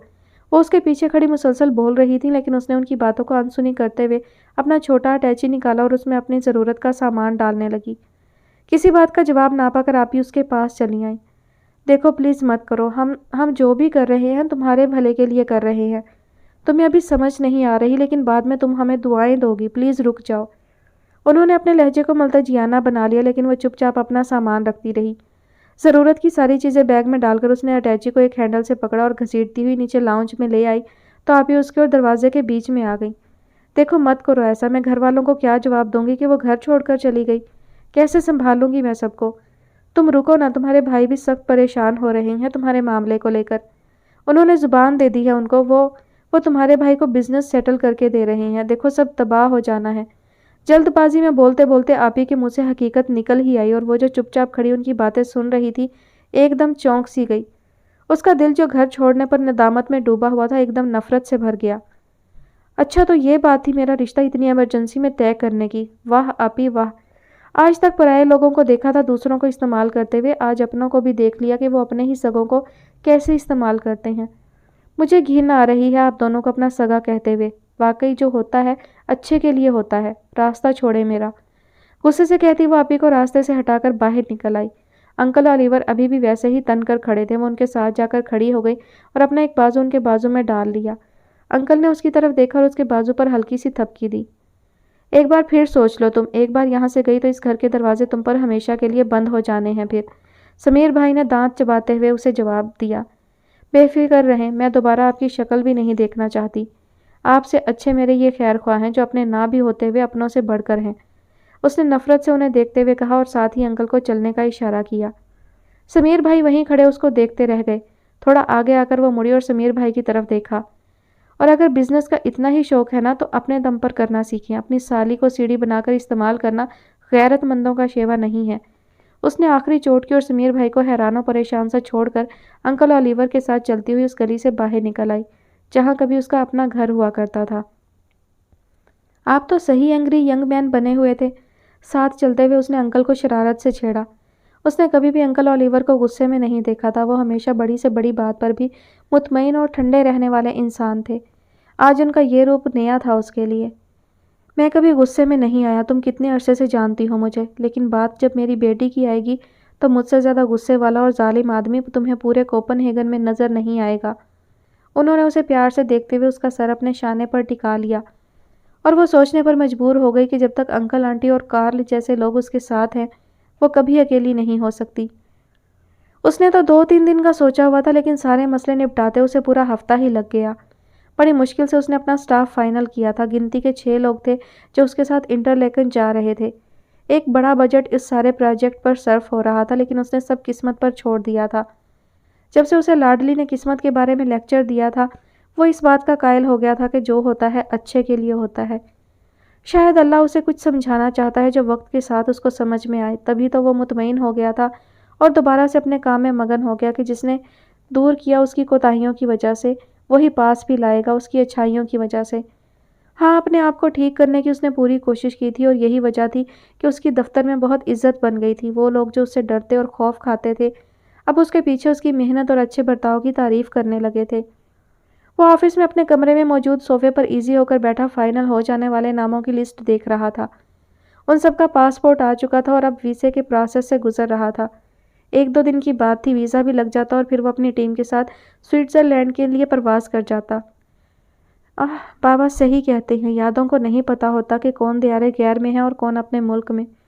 ان کا کام تو بس آنا ہے اور بے وقت آنا ہے، اس نے کرب سے سوچا۔ ہاں، یہ تسلی ضرور تھی کہ یہاں وہ ہر چہرے میں اس کا چہرہ تلاش کرتا تھا، لیکن وہاں اس کی تلاش تھم جائے گی۔ اتنا تو یقین ہوگا اسے کہ وہ دشمن جاں وہیں پاکستان میں ہی کہیں موجود ہے۔ میں اب کبھی یہاں دوبارہ نہیں آؤں گا، تم دیکھ لینا۔ میں نے کہاں نہیں ڈھونڈا تمہیں، اب تم مجھے ڈھونڈو گی، ہر جگہ ہر چہرے میں، لیکن تم کو میں نہیں ملوں گا، یاد رکھنا تم۔ اس نے دکھ سے سوچا تو اس کو اندازہ ہی نہ ہو سکا کہ 2 آنسو چپکے سے اس کی آنکھوں سے نکل کر اس کی شرٹ میں جذب ہو گئے۔ ایک ٹھنڈی آہ بھر کر اس نے فائل ٹیبل پر پھینکی اور واش روم میں چلا گیا۔ ٹھنڈے پانی کے چھپاکے مارے تو جلتے ہوئے وجود کو تھوڑا سکون ملا۔ شیشے میں اپنا چہرہ دیکھتا وہ یہی سوچ رہا تھا کہ جانے قسمت میں کیا لکھا ہے۔ محبت میں ہار جانے کا اتنا دکھ نہیں ہوتا جتنا اسے پا کر کھو دینے میں ہوتا ہے، اور اس نے تو اپنی محبت اپنے ہاتھوں سے کھوئی تھی۔ کیا تھا جو وہ ایک بار اس کی بات سن لیتا، دیکھتا تو صحیح وہ کہنا کیا چاہتی ہے۔ لیکن انا کی عمارت بہت مضبوط واقع ہوئی تھی۔ اتنا کچھ ہو جانے کے بعد بھی اس میں ایک دراڑ تک نہیں پڑی، اور دوسری طرف بھی تو بدگمانی ہی بدگمانی تھی نا۔ شروع میں اگر وہ نہیں سن رہا تھا تو بعد میں وہ بھی یقین کرنے کے لیے تیار نہیں تھی اس کی ذات پر۔ جب دونوں ہی آگ اور پتھر ہوں تو مشکل ہوتا ہے کہ کوئی ایک جھک جائے، لیکن یہاں تو دیکھنے والوں نے دیکھا تھا کہ وہ دونوں اپنی ذات کے معاملے میں بہت زیادہ جنونی واقع ہوئے تھے۔ تھوڑی دیر خود کو شیشے میں دیکھ کر وہ کفے افسوس ملتا ہوا باہر نکل آیا۔ آج پھر اس ظالم کی بے وقت یاد نے اس کا سارا موڈ خراب کر دیا، اور وہ سارا کام چھوڑ کر گاڑی کی چابی اٹھاتا باہر نکل آیا۔ وہ ابھی آفس کی لابی میں ہی تھا کہ اس کا موبائل بجا۔ مصروف سے انداز میں اس نے کال اٹینڈ کی اور فون کان سے لگایا۔ تو آخر آپ نے جانے کا فیصلہ کر ہی لیا؟ ایک نسوانی آواز اس کی سماعت میں اتری۔ کون؟ اس نے الجھن سے پوچھ لیا۔ میں کون ہوں یہ جاننا آپ کے لیے ضروری نہیں۔ ہاں، میں جو بات کر رہی ہوں وہ آپ کے لیے اہمیت رکھتی ہے۔ اب کہ اس کی آواز میں اعتماد بول رہا تھا۔ کیا مطلب ہے آپ کا؟ کیا کہنا چاہتی ہیں؟ کھل کر کہیں، میرے پاس اتنا ٹائم نہیں ہوتا کہ فضول باتوں میں برباد کروں، اس نے چڑھتے ہوئے جواب دیا۔ آپ کس سے بھاگ رہے ہو؟ جو کچھ آپ نے اس کے ساتھ کیا، کیا سمجھتے ہو اتنی آسانی سے آپ کو معافی مل جائے گی؟ اگر ایسا سمجھتے ہو تو بھول ہے آپ کی، لڑکی کی آواز میں کرب بول رہا تھا۔ کیا مطلب؟ کس کی بات کر رہی ہیں آپ؟ اس نے الجھن سے پوچھا۔ آپ جانتے ہو میں کس کی بات کر رہی ہوں، وہی جس کو آپ نے ٹیشو پیپر سمجھ کر استعمال کرنا چاہا اور جب دل بھر گیا تو پھینک دیا۔ لڑکی نے استہزائیہ انداز میں اسے زج کیا۔ میں نہیں سمجھا آپ کس کے بارے میں بات کر رہی ہیں، پلیز کھل کر بتائیں، اس نے پریشان لہجے میں پوچھا۔ ہر بات کا ایک وقت ہوتا ہے، ابھی کے لیے اتنا ہی کافی ہے، لڑکی کے انداز میں اچانک جلدی آ گئی۔ میری فلائٹ ہے 1-2 دن میں، پلیز جو بھی کہنا ہے ابھی کہہ دو، اس نے ملتجیانہ انداز اپنایا۔ میں نے کہا نا ہر بات کا ایک وقت ہوتا ہے، اور تم جہاں بھی چلے جاؤ میری نظروں میں رہو گے، بس اپنا یہ نمبر آن رکھنا، اللہ حافظ، اور ساتھ ہی لائن بے جان ہو گئی۔ وہ حیرت سے کھڑا موبائل کو گھورتا رہ گیا۔ یہ کال نظر انداز کیے جانے والی نہیں تھی، وہ جو بھی تھی اسے اور اس کے ماضی کے بارے میں سب جانتی تھی۔ شاید بیچ کی وہ کڑی جسے تلاش کرتے کرتے وہ تھک گیا تھا۔ اسے جانے کیوں احساس ہوا کہ ان کے ملنے کا وقت قریب ہی ہے۔ ایک امید کی کرن اس کے دل میں روشن ہوئی اور وہ چلتا ہوا آفس سے باہر نکل آیا۔ بلگرامی صاحب آج پھر سے سونیا کے گھر پہنچے ہوئے تھے۔ لاؤنج میں اس کے سامنے بیٹھے وہ اس کو اب تک کی کارکردگی کے بارے میں بتا رہے تھے۔ سونیا غور سے سب سن رہی تھی اور بیچ بیچ میں انہیں روک کر مزید باتیں پوچھتی جاتی۔ ساری باتیں تفصیل سے سننے کے بعد اس نے بلگرامی صاحب کو ستائشی نظروں سے دیکھا۔ یہ تو آپ نے کمال کر دیا بلگرامی صاحب، میں تو ایک شکار کرنے چلی تھی، دوسرا شکار تو آپ میرے سامنے لائے ہیں۔ واہ کمال کر دیا آپ نے، اس نے بچوں کی طرح خوش ہوتے ہوئے تالیاں بجائیں۔ اب میں آپ کو بتاتی ہوں ایک آخری کام، بس یہ کر دیں تو سمجھے آپ نے مجھے اپنا غلام بنا لیا۔ غلام والی کون سی بات ہے جان، میں تو تم کو اپنی رانی سمجھتا ہوں اور تم ہمیشہ میرے دل میں اسی مقام پر رہو گی۔ بلگرامی صاحب نے رال ٹپکاتے ہوئے اسے ندیدے پن سے دیکھا۔ اچھا سنیں تو صحیح نا، میں آپ کو بتاتی ہوں کیا کرنا ہے آپ نے۔ ساری بات سننے کے بعد بلگرامی صاحب نے ایک پرسوچ ہنکارا بھرا۔ ٹھیک ہے سب ہو جائے گا، میرا بس وہی مطالبہ ہے، مجھے بس اپنے پاس رکھو، بدلے میں جان بھی لے لو۔ ان کی سوئی ایک ہی جگہ پر اٹکی ہوئی تھی۔ اف بلگرامی صاحب، آپ تو ایسے کہہ رہے ہیں جیسے میں نے آپ کی بات کبھی مانی ہی نہیں۔ میرا سب کچھ آپ ہی کا تو ہے، بس میرا انتقام لینے میں میری مدد کریں اور بدلے میں سونیا پوری کی پوری آپ کی۔ تم دیکھنا میں نایاب اور شہیر کا کیا حال کرتا ہوں۔ تمہارے دل میں ٹھنڈ نہ پڑ گئی تو میرا نام اسلم بلگرامی نہیں۔ بس کچھ دن اور پھر دیکھنا دونوں کیسے سڑکوں پر خون تھوکتے پھریں گے۔ یہ میرا وعدہ ہے تم سے۔ میں نے یہ سب اس لیے برداشت کیا کہ مجھے ان دونوں کی تباہی دیکھنی ہے۔ آپ جتنی جلدی یہ کام کر دیں گے مجھے اتنی جلدی سکون مل جائے گا۔ اس نے کہا تو بلگرامی صاحب نے خود سے پختہ عہد کیا کہ چاہے جو بھی ہو جائے وہ جلد سے جلد اس کو خوشخبری سنائیں گے۔ شہیر جب سے واپس آیا تھا کھویا کھویا سا تھا، اسے رہ رہ کر شدت سے یہ احساس ہو رہا تھا کہ نایاب نے آج تک اس سے محبت کا اظہار کیوں نہیں کیا۔ دلہا دلہن کو دیکھنے کے بعد تو یہ خواہش شدت اختیار کر گئی تھی کہ نایاب اس سے بھی اپنی محبت کا اظہار کر ہی دے۔ گھر میں آ کر وہ بے چین سے اپنے کمرے میں آ گیا، ایک عجیب سی بے چینی نے اسے گھیرا ہوا تھا۔ تھوڑی دیر وہ اپنے کمرے میں ٹہلتا رہا اور پھر بیڈ پر بیٹھ گیا۔ دونوں ہاتھوں سے سر کے بال تھام کر اس نے خود کو نارمل کرنے کی کوشش کی لیکن کوئی افاقہ نہ ہوا۔ آخر ایک فیصلے پر پہنچتے ہوئے وہ اٹھا اور واش روم میں گھس گیا۔ گرم پانی سے شاور لے کر اس نے خود کو تھوڑا بہتر محسوس کیا۔ چائے کا ایک کڑک کپ میدے میں انڈیل کر اس نے گھڑی دیکھی جو رات کا 1 بجا رہی تھی۔ اس نے گاڑی کی چابی اٹھائی اور جانی پہچانی منزل کی طرف نکل پڑا۔ نایاب کے گھر پہنچنے میں اسے تھوڑی دیر ہی لگی ہوگی۔ گھر کے سامنے درخت کے نیچے گاڑی کھڑی کرتا وہ باہر نکل آیا۔ سادہ سی سفید ٹی شرٹ اور نیلی جینز کی پینٹ میں وہ بہت ڈیشنگ لگ رہا تھا۔ نہ کوئی کال، نہ کوئی میسج اور نہ ہی کوئی سگنل۔ وہ سیدھا دیوار پر چڑھا اور 1 منٹ کے اندر اندر وہ اس کی بالکنی میں تھا۔ دبے پاؤں چلتا ہوا وہ اس کے کمرے کی کھڑکی تک آیا اور اندر جھانکا۔ باہر سے آتی اسٹریٹ لائٹ کی ملگجی سی روشنی میں اسے نایاب اپنے بیڈ گراؤنڈ سے ٹیک لگائے موبائل میں مصروف نظر آئی۔ اس کے چہرے کی مسکراہٹ بتا رہی تھی کہ وہ اس وقت موبائل میں ڈوبی ہوئی خاصی مصروف ہے۔ وہ تھوڑی دیر اس کو دیکھتا رہا اور سوچتا رہا کہ رات کے 1:30 بجے وہ کس کے ساتھ مصروف ہو سکتی ہے۔ جوں وہ سوچ رہا تھا اس کا دماغ کام کرنا چھوڑتا جا رہا تھا۔ یہ احساس ہی اس کے لیے جان لیوا تھا کہ نایاب کسی اور سے بات کر رہی ہو۔ اس کی نگاہیں نایاب کے چہرے پر ٹکی رہیں جہاں ایک خوبصورت مسکراہٹ رقص کر رہی تھی۔ ایسی مسکراہٹ تو صرف اس کے لیے ہوتی ہے جسے بے انتہا محبت کی جائے۔ اس نے کرب سے سوچا۔ تھوڑی دیر اس کو موبائل کے ساتھ مگن سا دیکھ کر وہ واپس پلٹا۔ ہمیں جن سے تھی محبت انہیں پیار تھا کسی سے، اسی غم نے مار ڈالا ہمیں پہلے زندگی سے۔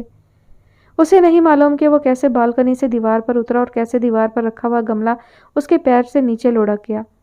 گھاس میں گملہ گرنے کی مدھم سی آواز سناٹے میں اچھی خاصی گونجی، لیکن وہ نیچے اتر کر ایک ٹرانس کی سی کیفیت میں اپنی گاڑی میں بیٹھا اور وہاں سے نکل آیا۔ سارے راستے اس کے ذہن میں یہی چلتا رہا کہ وہ کس کے لیے جاگ رہی تھی۔ اسے کبھی یاد نہیں پڑتا تھا کہ نایاب نے اسے کبھی فون بھی کیا ہو۔ اب ہر ایک بات کو وہ دوسرے نظریے سے سوچ رہا تھا۔ ہاں کبھی بھی تو نہیں، نایاب نے کبھی بھی اس کو یہ نہیں جتایا تھا کہ وہ اس سے پیار کرتی ہے، اور نہ ہی اس نے کبھی پوچھا تھا۔ اسے تو یہی لگتا تھا کہ نایاب اس کی ہے اور یہ اس کی حد سے بڑی خود اعتمادی تھی یا اپنی ذات پر گھمنڈ کہ وہ کبھی سوچ ہی نہیں پایا کہ نایاب اس کے علاوہ کسی اور کی بھی ہو سکتی ہے۔ وہ دل گرفتہ سا گھر آیا اور چپ چاپ اپنے کمرے میں آ کر بیڈ پر لیٹ گیا۔ آج نیند کا آنا بہت مشکل تھا اور اسے پتا تھا کہ ساری رات آنکھوں میں ہی کٹنی ہے۔ رات شادی کی فنکشن سے دیر سے واپسی ہوئی تھی۔ وہ سیدھی کمرے میں آئی اور نائٹ ٹراؤزر اور ٹی شرٹ پہن کر اپنے بیڈ پر لیٹ گئی۔ آج اسے بہت اچھا لگا تھا شہیر کو دیکھ کر۔ اس نے تھوڑا سا لیکچر ہی دیا تھا لیکن وہ تو اس کی ہر بات کو بہت سیریس لیتا تھا، اس لیے بارات کے ساتھ ساتھ مہندی میں بھی شریک ہو گیا تھا، اور احوال چھپائے نہیں چھپتے تو اس کو بھی پتہ لگ چکا تھا کہ کیسے اس نے ساری مہندی کا خرچہ اٹھایا اور پھر بارات میں بھی ایک بڑی رقم کریم چاچا کے ہاتھ پر رکھی تھی۔ اسے بہت اچھا لگ رہا تھا کہ شہیر نے اس کا مان رکھا اور اس کی امیدوں سے بڑھ کر ایک غریب آدمی کی اس وقت مدد کی جب وہ ہر طرف سے مسائل کا شکار تھا۔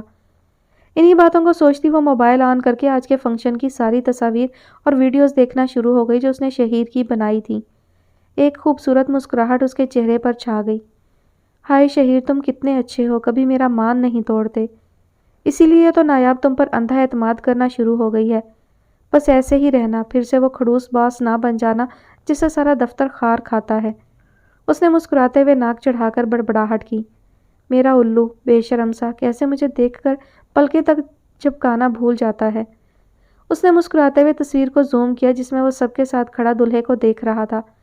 انگلی کی پورٹ سے موبائل پر سلائیڈ کرتی وہ تصاویر دیکھ رہی تھی کہ اسے ایسا محسوس ہوا جیسے کوئی چیز نیچے گری ہو۔ وہ ڈرتے ڈرتے بیڈ سے اٹھی اور آہستہ سے چلتی ہوئی کھڑکی کی طرف آئی۔ ابھی وہ راستے میں ہی تھی کہ اسے کسی گاڑی کے سٹارٹ ہونے کی آواز آئی اور جب تک وہ کھڑکی میں پہنچی گاڑی جا چکی تھی۔ اس نے آس پاس دیکھا، ہر طرف سکون تھا تو وہ پلٹی اور مطمئن سی آ کر بیڈ پر بیٹھ کر پھر سے موبائل میں کھو گئی۔ آج نہ جانے کیوں اس کا دل کر رہا تھا کہ شہیر اس کے پاس آ جائے، جیسے وہ چوری چھپے ہمیشہ اس کے پاس آ جاتا تھا۔ وہ اس کے کندھے پر سر رکھ کر اسے ڈھیروں باتیں کرے اور ساری رات یوں ہی گزر جائے۔ وہ آج کل اسے بہت زیادہ سوچ رہی تھی اور وجہ تھی شہیر کا اس کا بہت زیادہ خیال کرنا۔ اس کی بہت ساری خصوصیات تھیں جو شہیر میں آ گئی تھیں۔ بات بے بات وہ اس کے الفاظ منہ سے نکالتا تھا جو وہ اکثر بولا کرتی تھی، اور جو اس کا تکیہ کلام تھا، اس کی طرح چائے کا شیدائی بن جانا، حالانکہ وہ جانتی تھی کہ شہیر کو کافی بہت پسند تھی۔ انہی باتوں کو سوچتے سوچتے رات کب بیتی اسے کچھ معلوم نہ ہوا۔ چونکہ تب جب فجر کی اذان کان میں پڑی تو اسے احساس ہوا کہ کافی وقت بیت گیا۔ اسے سوچتے سوچتے وہ اٹھی اور وضو کر کے نماز کے لیے کھڑی ہو گئی۔ آج اسے دوسرا دن تھا انکل اولیور کے گھر میں رہتے ہوئے۔ انکل اور کلارا خاتون اس کا ہر طرح سے خیال رکھ رہے تھے اور وہ بھی مطمئن تھی کہ اب وہ محفوظ ہے۔ کلارا خاتون نے اس کا کمرہ بہت اچھا سا سیٹ کیا تھا۔ بڑی سی کھڑکی کے سامنے اس کا بیڈ لگا ہوا تھا جس کے سامنے نہایت خوبصورت سا سرخ رنگ کا ایرانی رگ بچھا ہوا تھا، جس کے پار کھڑکی کے نیچے دو خوبصورت سی وکٹورین طرز کی کرسیاں اور درمیان میں میز رکھی ہوئی تھی۔ کونے میں لیمپ موجود تھا جس کا گلوب گھوم کر رگ پر اپنی روشنی ڈال رہا تھا۔ اسے انکل اولیور کے گھر کی آرائش ہمیشہ سے پسند تھی اور انہوں نے تو اس کے کمرے کا بہت ہی خاص خیال کیا تھا۔ وہ مطمئن سی اپنے بیڈ پر بیٹھے خیالوں میں کھوئی ہوئی تھی۔ کلارا خاتون آج اس کی پسند کا پیزا بنا رہی تھی اور وہ نیچے ان کے پاس جانے کے لیے پر تول رہی تھی کہ دروازے پر دستک ہوئی اور کلارا خاتون اندر داخل ہوئیں۔ تمہارا دوست تم سے ملنے آیا ہے سویٹی، جلدی سے نیچے لاؤنج میں آ جاؤ، وہ تمہارا انتظار کر رہا ہے۔ کلارا خاتون مسکرا کر کہتی واپس ہو گئیں اور وہ حیران سی بیڈ سے اٹھی کہ اس کا کون سا دوست ہے جو یہاں تک پہنچ گیا۔ کاندھوں پر شال برابر کرتی کھلے سے ٹراؤزر میں وہ لاؤنج میں پہنچی تو کارل کو اپنا منتظر پایا۔ ہیلو ریپنزل، کیسی ہو؟ کارل اسے دیکھ کر ایک دم سے کھڑا ہو گیا اور فوراً سے پیلے پھولوں کا گلدستہ اسے پیش کیا۔ اس نے مسکراتے ہوئے پھول پکڑے اسے بیٹھنے کے لیے کہا۔ آج کیسے میری یاد آ گئی؟ اس نے سامنے کی نشست سنبھالتے ہوئے کارل کی طرف دیکھا۔ بس ایسے ہی بہت دل کر رہا تھا تم کو دیکھنے کا تو سوچا آج تم سے ملتا چلوں۔ کارل نے آنے کا مقصد واضح کیا۔ تم کو کیسے پتہ چلا کہ میں اب یہاں رہتی ہوں؟ اس نے الجھن سے پوچھا۔ میں گیا تھا انکل اولیور سے ملنے، انہوں نے بتایا کہ تم اب ان کے ساتھ رہتی ہو تو سوچا اب تو آرام سے ملاقات ہو سکتی ہے تم سے۔ انکل نے بھی زور دیا کہ تم سے مل لوں۔ کارل نے انکل اولیور کی تعریف کرتے ہوئے اسے تفصیل سے بتایا۔ اچھا کیا تم آ گئے، میں آج کل بہت بور ہوتی ہوں، اب تم آ گئے ہو تو کھانا کھا کر جانا، آنٹی بہت اچھا پیزا بنا رہی ہیں۔ اس نے اسے رکنے کی آفر دی۔ نہیں پھر کبھی صحیح، ابھی تو میں بس تم کو دیکھنے ہی آیا تھا، کارل نے ایک دم گڑبڑا کر جواب دیا۔ وہ ہمیشہ اس کے آگے اسی طرح کنفیوز ہو جایا کرتا تھا اور پھر وہ اس کی کنفیوژن کو لے کر بہت تنگ کرتی تھی اسے۔ ابھی بھی وہ ایک شریر مسکراہٹ ہونٹوں پر لا کر بولی، آنٹی یہ واپس جانے کے چکر میں ہے، میری تو نہیں سن رہا۔ اس نے بلند آواز میں کلارا خاتون کو سنایا تو وہ کچن سے نکل آئیں اور اس کو کھانے کے لیے روکا۔ ابھی تمہارے انکل بھی آنے والے ہیں، بہتر ہوگا کہ تم کھانا کھا کر جاؤ ورنہ تمہارے انکل ناراض ہو جائیں گے، آنٹی نے مصنوعی غصے سے کہا تو وہ سہم کر دوبارہ سے صوفے پر بیٹھ گیا اور اس کی حالت دیکھتے ہوئے آنٹی اور وہ کھلکھلا کر ہنس پڑے۔ آنٹی واپس کچن میں چلی گئیں تو وہ دونوں باتوں میں مشغول ہو گئے۔ کیا سوچا پھر تم نے، آگے کیا ارادہ ہے؟ کارل نے اس کی طرف دیکھتے ہوئے پوچھا۔ جینس کی نیلی پینٹ پر سفید قمیض جس کے اوپر کے 2 بٹن کھلے ہوئے تھے، اس پر لیدر کی کالی جیکٹ چڑھائے وہ ٹانگ پر ٹانگ رکھ کر بیٹھا اسے ایک بھرپور مرد محسوس ہوا۔ وہ ہمیشہ اسے ایسے ہی حلیے میں نظر آتا تھا، رف ٹف سا، ہلکی بڑی ہوئی براؤن شیو اور ماتھے پر بکھرے کرلی بال۔ میں نے کچھ پوچھا ہے تم سے، اسے اپنی جانب پرسوچ انداز میں دیکھتے پا کر اس نے اس کی توجہ اپنی جانب کھینچی۔ ہاں کیا کہا تم نے؟ اس نے گڑبڑا کر ایک دم نظریں جھکا لی۔ میں نے کہا کہ تم اب کیا کرنا چاہتی ہو؟ ظاہری بات ہے ساری عمر یہاں تو نہیں رہ سکتی نا، کچھ نہ کچھ تو کرنا پڑے گا تم کو، کوئی جاب، کوئی بزنس، کچھ بھی۔ کارل نے اس کو تفصیل سے سمجھانا چاہا۔ ہاں کچھ نہ کچھ تو کر ہی لوں گی، تم بھی ساتھ دینا تو پھر کوئی نہ کوئی حل نکل آئے گا، اس نے گول مول سا جواب دیا۔ ابھی وہ گپ شپ کر ہی رہے تھے کہ انکل اولیور بھی آ گئے۔ وہ کارل کو دیکھ کر بہت خوش ہوئے اور اس کے ساتھ باتوں میں لگ گئے تو وہ بھی اٹھ کر کلارا خاتون کی مدد کرنے کچن میں چلی آئی۔ یہ بہت اچھا لڑکا ہے، میں اسے تب سے جانتی ہوں جب یہ چھوٹا سا تھا، بہت کمگو اور شریف بچہ ہے، کلارا خاتون نے اس کی تعریف کرتے ہوئے کہا تو وہ خاموش ہو گئی۔ اس کے اپنے خیالات بھی کارل کے بارے میں کچھ ایسے ہی تھے۔ ایک الوہی سی مسکراہٹ اس کے لبوں پر رقصاں کرنے لگی اور وہ سر جھٹک کر اپنی ماما جیسی آنٹی کے ساتھ کام میں جت گئی۔ ساری پیکنگ مکمل ہو چکی تھی، آج اس کی اپنے گھر میں آخری رات تھی۔ وہ لاڈلی اور ماما بابا کے ساتھ ڈائننگ ٹیبل پر موجود تھا۔ سب خاموشی سے کھانا کھا رہے تھے اور صرف پلیٹوں سے چمچ ٹکرانے کی آوازیں ماحول میں ارتعاش پیدا کر رہی تھیں۔ عجیب بوجھل سا ماحول تھا اور ماحول میں چھائی افسردگی سب کے چہروں سے عیاں تھی۔ اس کی لاڈلی نے تو رو رو کر آنکھیں ہی گلابی کر لی تھیں۔ ابھی بھی سوں سوں کرتی وہ خاموشی سے پلیٹ میں چمچ پھیر رہی تھی۔ کھانا تو صحیح طرح کھا لو یار، کب سے دیکھ رہا ہوں تم پلیٹ میں چمچ ہی پھیرے جا رہی ہو۔ اس نے تنگ آ کر اپنی لاڈلی بہن کو مخاطب کیا تو اس کے بابا نے چونک کر ان دونوں کی طرف دیکھا۔ بھئی جب برخوردار نے جانے کا فیصلہ کر ہی لیا ہے تو اس میں اتنا پریشان ہونے کی کیا ضرورت ہے؟ بھئی جوان بچہ ہے، ابراڈ میں بھی کاروبار پھیلا رہا ہے، اس کو نیک خواہشات کے ساتھ رخصت کرو، نہ کہ رو رو کر منہ ہی سجا لو۔ بابا نے لاڈلی کو سمجھاتے ہوئے کہا تو وہ بغیر کچھ کہے اٹھ کر اپنے کمرے کی طرف چل دی۔ آپ کھانا کھائیں بابا، میں جانتا ہوں اس کو کیسے منانا ہے۔ اس نے پھیکی سی ہنسی ہنس کر اپنے ماما بابا کو باری باری دیکھا اور کھانا ختم کرنے لگا۔ کھانے سے فارغ ہو کر 2 کپ کافی کے اٹھا کر اپنی لاڈلی کے کمرے کے دروازے پر پہنچا۔ تھوڑا ٹائم لگا کر اسے خود کو کمپوز کیا اور پھر ایک بھرپور مسکراہٹ چہرے پر سجا کر وہ کمرے میں داخل ہوا۔ سامنے اس کی لاڈلی بیڈ گراؤنڈ سے ٹیک لگائے اس کی طرف کرب سے دیکھ رہی تھی۔ کون سا چورن دینے آئے ہیں آپ مجھے؟ اب کی بار میں آپ کی باتوں میں آنے والی نہیں، بہت کر لی آپ نے اپنی من مانی۔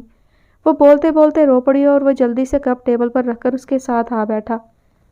دیکھو دنیا میں 2 طرح کے لوگ ہوتے ہیں، ایک وہ جو اپنی ہار مان کر ساری دنیا کے سامنے تماشا بن جاتے ہیں، اور ایک وہ جو آخری دم تک لڑتے ہیں۔ ہمیں نہیں پتا کہ وقت ہمیں کیا دکھانے والا ہے، ہم تو بس اتنا جانتے ہیں کہ ہمیں لڑنا ہے، اس وقت سے بھی اور اس دنیا سے بھی۔ اس نے لاڈلی کے سر میں اپنی انگلیوں سے کنگھی کرتے ہوئے بات کا آغاز کیا۔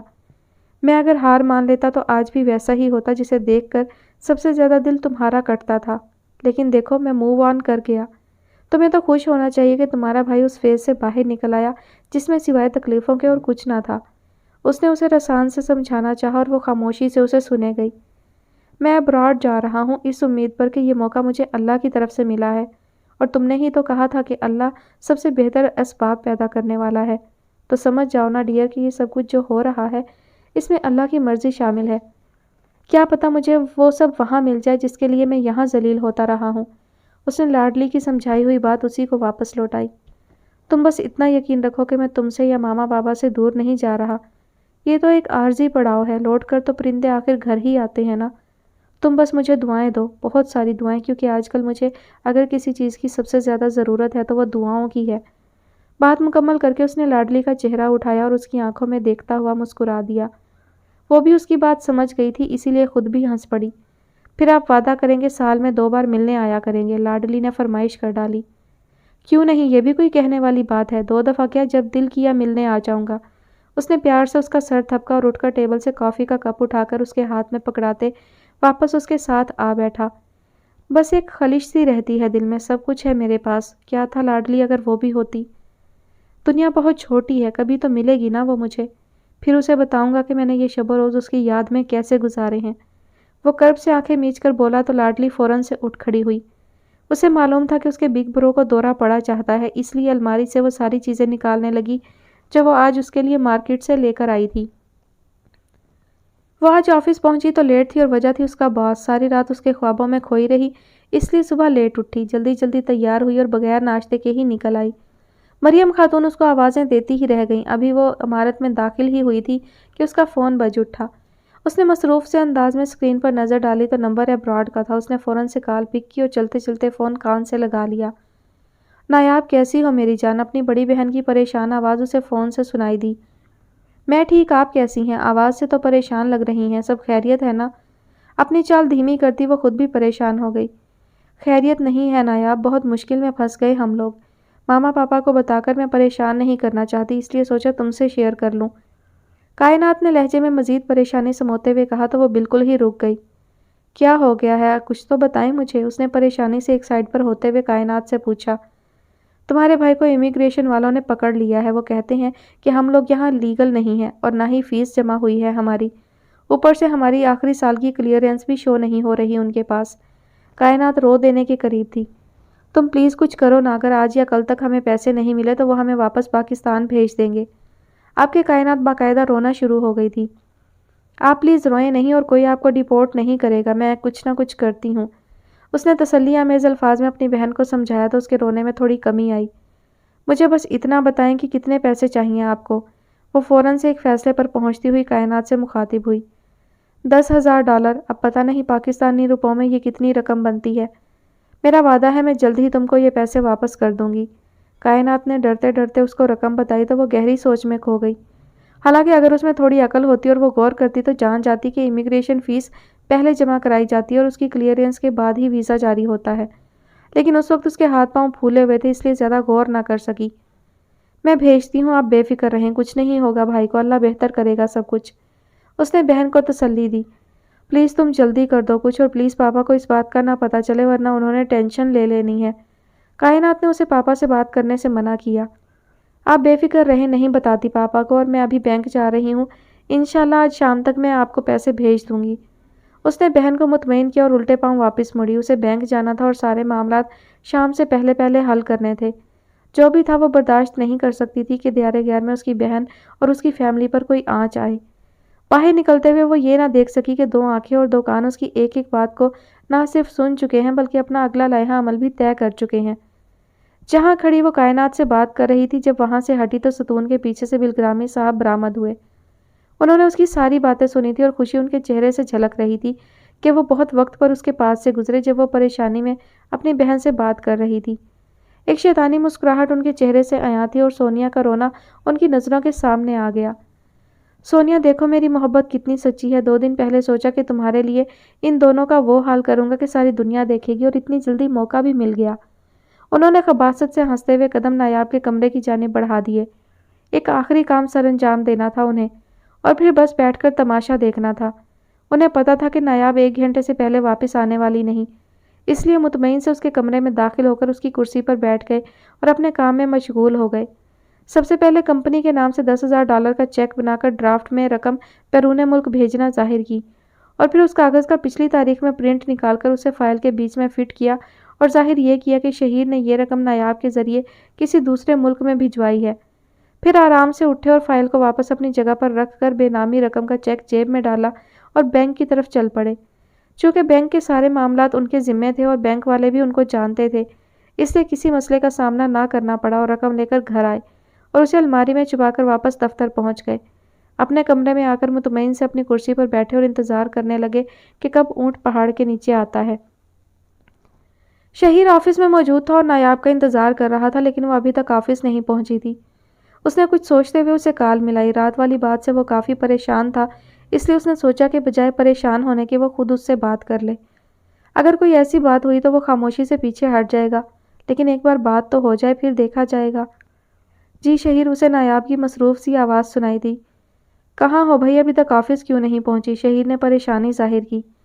मैं बैंक में हूँ शहीर, एक ज़रूरी काम पड़ गया है तो इसलिए यहाँ आई हूँ, उसने जल्दी में जवाब दिया।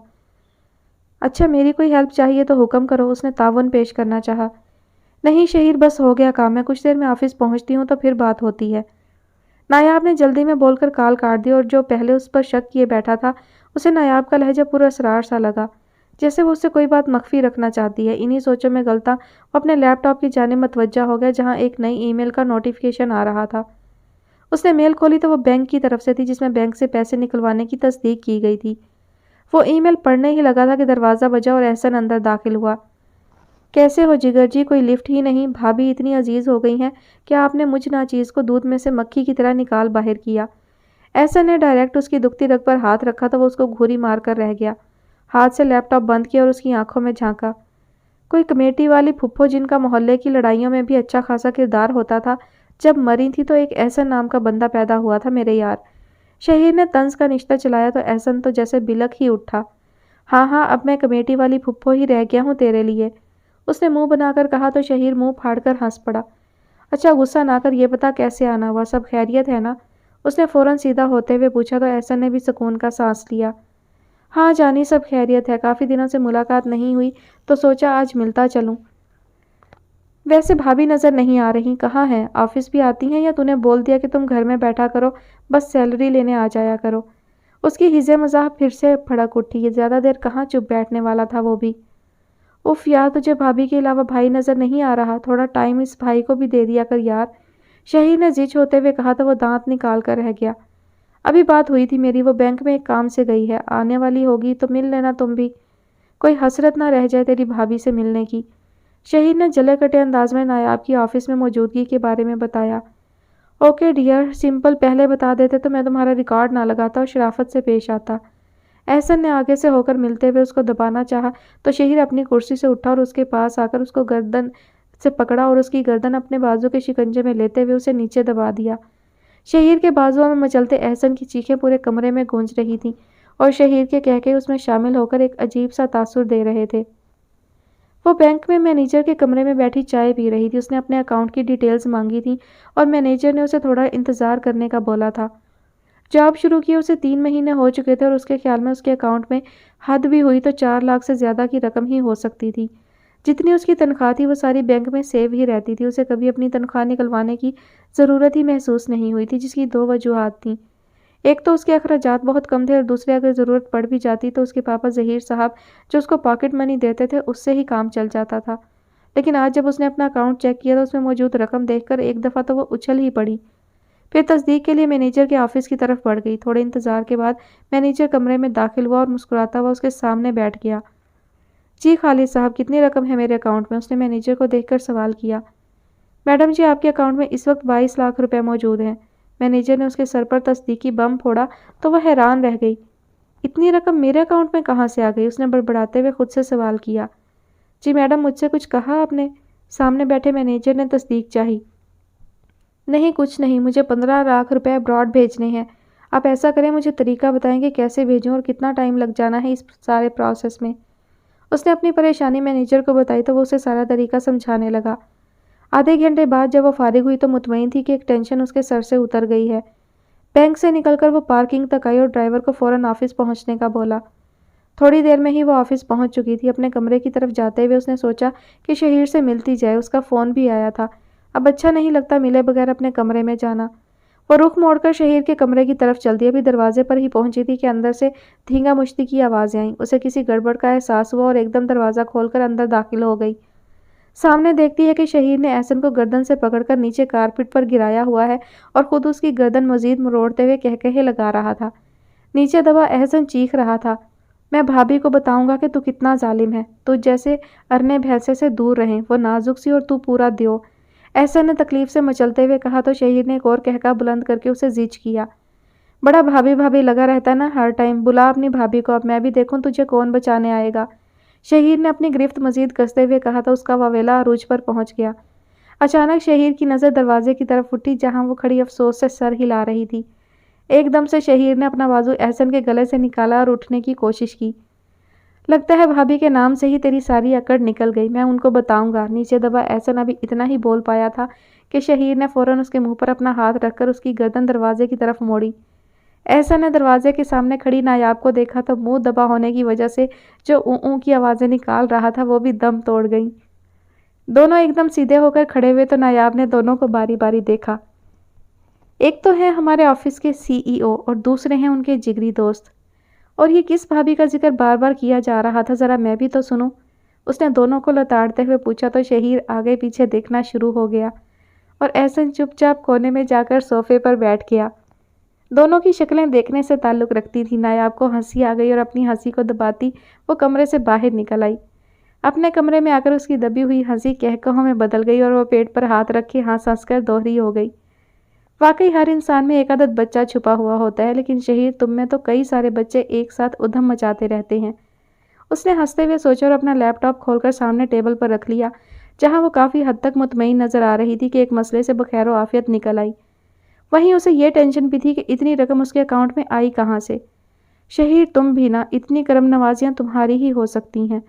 اس نے مسکراتے ہوئے اپنے الو کے بارے میں سوچا اور دل میں یہ تہیہ کیا کہ وہ اس بارے میں شہیر سے بات ضرور کرے گی کہ اتنے پیسے اس کے اکاؤنٹ میں ڈالنے کی ضرورت ہی کیا تھی۔